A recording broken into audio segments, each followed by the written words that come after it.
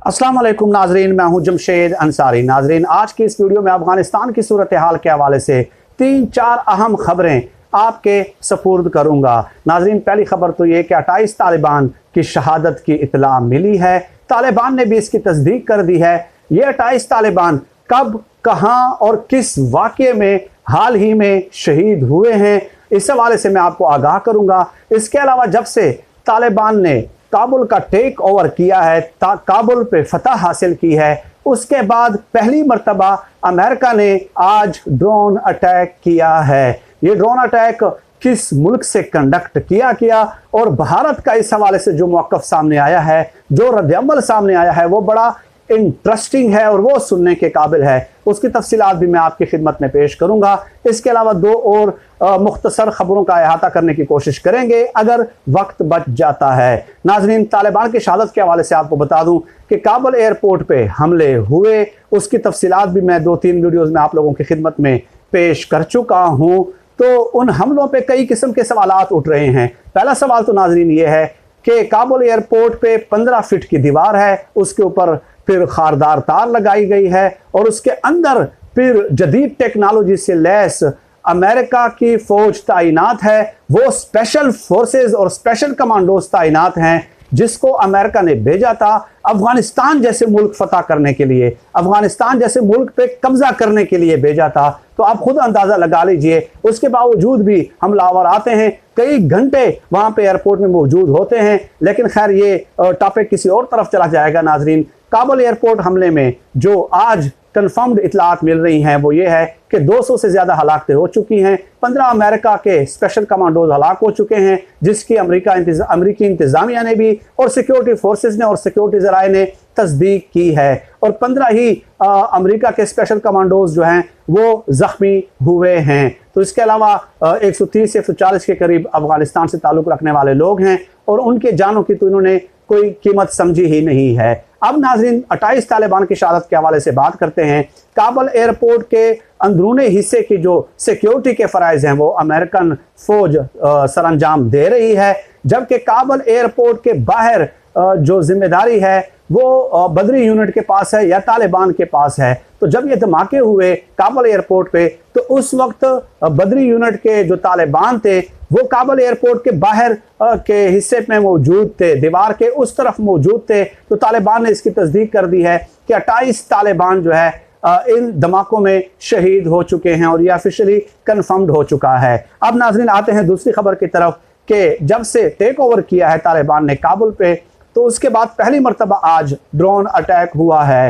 ये drone attack Afghanistan के सूबे नंगरहार में किया गया है और अमेरिकन सिक्योरिटी ज़राए ने इसकी तस्दीक कर दी है, कन्फर्म्ड कर दिया है कि ये ड्रोन अटैक हुआ है। और उनके मुताबिक कि ये दाइश के लोग थे, एक गार में सूबा नंगरहार में छुपे हुए थे और एक बार फिर काबुल एयरपोर्ट पे हमलों की मनसूबाबंदी कर रहे थे। इसलिए हमने इनका काम जो है पहले ही तमाम कर दिया है। अब इस हवाले से तालिबान का कोई मौक़िफ़ सामने नहीं आया कि आया उनको इतला दी गई थी, इन्फॉर्म किया गया था या इन्फॉर्म नहीं किया गया था। तो उस हवाले से तालिबान के मौक़िफ़ का भी और उनके रद्द-ए-अमल का भी इंतज़ार है। लेकिन जो भारत ने रद्द-ए-अमल दिया है इस हवाले से वो बड़ा इंटरेस्टिंग है। वो ये कि उनका ये कहना है कि आपने ड्रोन अटैक तो कर दिया, दाइश के लोग तो मार दिए, लेकिन जो अमेरिका के पास ब्लैक हॉक, जो तालिबान के पास ब्लैक हॉक्स हेलीकॉप्टर आपके आ गए हैं, जो उन्होंने अपने तहवील में अपने कब्जे में ले लिए हैं, और वो आपने क्यों नहीं मारे, उसको आपने निशाना क्यों नहीं बनाया?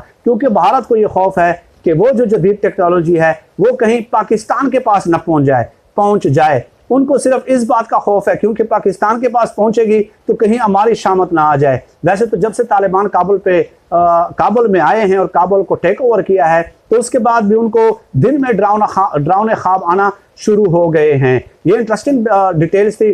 और इसके अलावा नाजरीन, जो ड्रोन अटैक हुआ है उसमें अमेरिका ने एक पैगाम दिया है। पैगाम ये दिया है कि आपने हमें मार कर भगा कर जो है ना अफगानिस्तान के चटियल मैदानों में और पहाड़ों में और चोटियों पे आपने हमें निकाल तो दिया है, जलील और रुस्वा तो कर दिया है, लेकिन हमारे पास इस कदर टेक्नोलॉजी मौजूद है कि हम गार में बैठे हुए लोगों को भी मार सकते हैं। तो गोया तालिबान को ये पैगाम दिया गया है कि अगर हम बाहर हैं भी तो उसके बावजूद भी हम जो है अफगानिस्तान को निशाना बना सकते हैं और आपको भी निशाना बना सकते हैं। तो ये एक नई जंग की शुरुआत का बैनुल सतूर अमेरिका ने एक इशारा दिया है, एक इंदिया दिया है तालिबान को कि अब हम ये भी कर सकते हैं। गो के फेस टू फेस आके हम आपके साथ मुकाबला नहीं कर सके, लेकिन टेक्नोलॉजी के जरिए हम आपके साथ मुकाबला कर सकते हैं। तो बड़ा अफगानिस्तान के आने वाले दिन जो हैं वह बड़े इम्पॉर्टेंट तस्वर किए जा रहे हैं और सब लोगों की नज़रें इस बात पे जमी हुई हैं कि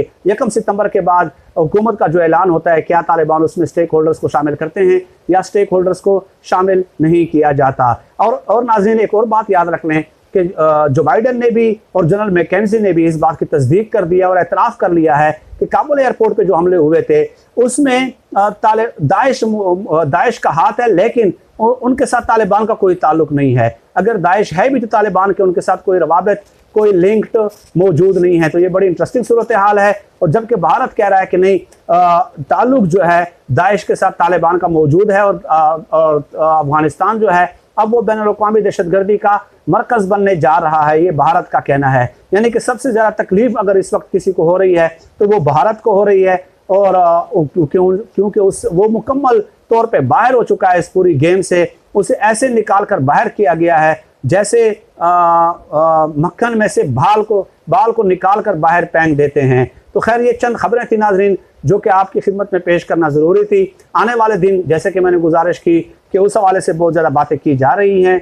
हमारी दुआ है कि ये जो कज़िया है ये पुरअमन तरीके से ख़त्म हो जाए, क्योंकि काबुल एयरपोर्ट पर नाज़रीन जब हमला किया गया उससे नेक्स्ट डे मैं आपको ये बताऊं कि ये इस जंग को एक मुनज़्ज़म मनसूबाबंदी के तहत पाकिस्तान की सरहदों तक भी फैलाने की कोशिश की गई और पाकिस्तान के लोअर दिर के इलाके में भी एक हमला हुआ जहां पाक फौज के एक हवालदार जो है वो भी शहीद हुए हैं। ठीक है। और जनरल कमर जावेद बाजवा साहब ने फौज को हाई अलर्ट किया हुआ है। मशरकी और मगरबी दोनों सरहदों पे हाई अलर्ट किया हुआ है और भारत के साथ जो मुत्तसिल सरहद है बावलपुर गैरिजन के साथ, वहाँ पे जनरल बाजवा साहब ने कल दौरा भी किया और जवानों से जो तरबियती मश्क ले रहे हैं, ट्रेनिंग कर रहे हैं, उनसे बाकायदा खिताब भी किया। गोया ये पैगाम दिया गया जनरल बाजवा साहब की तरफ से कि अफगानिस्तान के रास्ते आप हमारे ऊपर हमलावर होना चाह रहे थे, वो आप नाकाम हो गए हैं, वो उस गेम से आप बाहर हो गए हैं। अब अगर यहाँ से सरहद के साथ बराह रास्त आप हमारे साथ मुकाबला करना चाहते हैं तो हम भी उसके लिए भरपूर तौर पे तैयार हैं।